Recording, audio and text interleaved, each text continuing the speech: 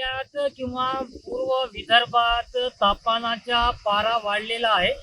दुपारचे दृश्य आपण बघू शकतो।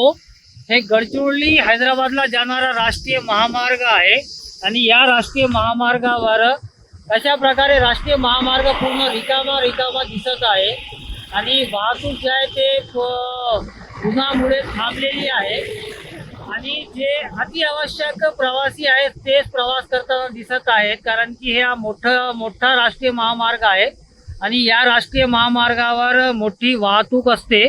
परंतु दुपारच्या वेळेस राष्ट्रीय महामार्ग जे आहे ते पूर्ण रिकामे दिसत आहे आणि नागरिकांना आवाहन करण्यात येत आहे की 12 वाजेपासून 4 वाजेपर्यंत बाहेर पडू नये।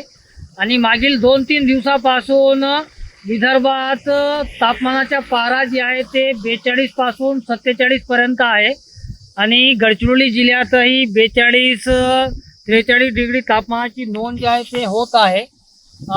गडचिरोली जिल्ह्यातील आजूबाजूचे जे क्षेत्र आहे ते तेलंगणा राज्य असतील किंवा छत्तीसगड असतील, हेही तापमानात वाढ झालेली आहे आणि विदर्भातील जे बाकी जिल्हे आहेत गडचिरोली लागून गोंदिया किंवा भंडारा, चंद्रपूर या जिल्ह्यातही सध्या तापमान वाढलेलं आहे आणि नागरिक तापमानातून जे आहेत ते सुरक्षित राहावे असे आवाहन गडचिरोली जिल्ह्यातील जिल्हाधिकाऱ्यांनी केलेलं आहे आणि 12 वाजेपासून 4 वाजेपर्यंत गडचिरोली जिल्ह्यातील ट्रॅफिकमध्ये जे सिग्नल आहेत तेही बंद ठेवण्यात आलेले आहेत। पठाणसोबत एम इरफान, TV9 गडचिरोली।